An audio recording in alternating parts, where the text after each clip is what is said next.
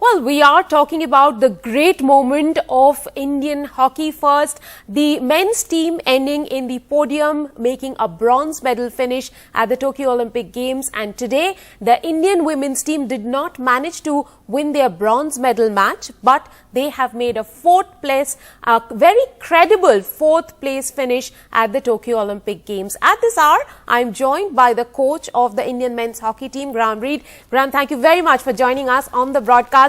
Tell us, what does it feel like the morning after the win? How were the celebrations? Yes, I think the reality is set in this morning.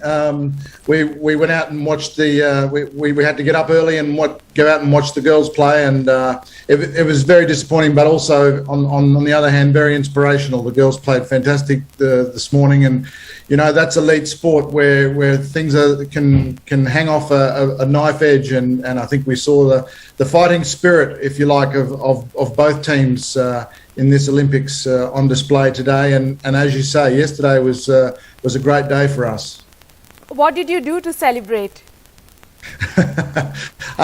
Well, actually, we were doing interviews most of the evening, unfortunately, but no, look, we had a quiet little celebration with the group, and it was very nice just to sort of relax. It was actually a really good celebration watching the guys get their bronze medals. It's quite a special moment to put that around your neck, and that was nice to see. Could you tell us a little more about what the boys did? They had their medals, they were standing on the podium. I saw it was a very emotional moment for them. Words exchanged with you, between them, anything that you could tell us? Yeah, it was very nice. Well, what was really interesting is that our group were sort of still staying behind after half an hour, and the organisers were trying to get us off the pitch, and I sort of said, look, we've waited 41 years for this. You can hold off and leave the lights on, and please let us bask in our glory. It was, but yes, most of it was a bit of relief as well. There's always a pent up demand of feeling as though the expectations are on you, and to actually get that bronze medal in the pocket was a very nice feeling. Graham, in India, everyone is saying bronze is the new gold, and it's incredible what the boys have been able to achieve, and also the girls. Tell us, what kind of impact do you expect these two performances will now have on Indian hockey? Well, yeah, I hope that it has a really good positive effect, especially on attracting kids to the game, and because I think that's a really important to build the base of the sport back in India, and it has a fantastically steep history in this country, and to see it come back to the former glory would be a lovely thing, not only for hockey in India but hockey worldwide. And I think you sense that's probably the biggest sense I've had from the hockey fraternity around the world. Is definitely about that. It's that hope that this sort of this resurgence can also spill over onto the rest of the game. Graham, you have been a part of several Olympic medal winning teams, and you yourself have been a part of one such team as a player. Tell us, what has been your biggest takeaway in working with this Indian team?